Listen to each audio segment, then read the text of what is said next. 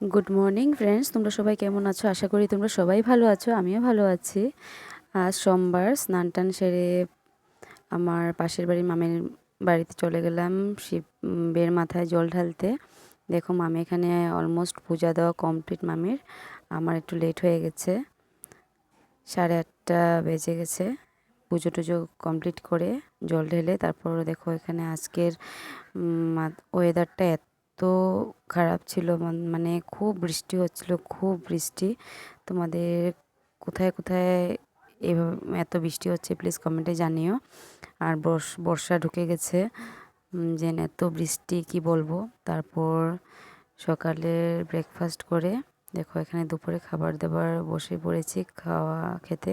রাত্রের ডিনার আজকে বানিয়েছিলাম শুকনা মাছ আর ডালের বড়া। এভাবে আজকে আমার দিনটা কাটালাম। তোমরা সবাই ভালো থেকো, সুস্থ থেকো, আর আমার চ্যানেলটাকে প্লিজ সাবস্ক্রাইব করে দিও। বাই।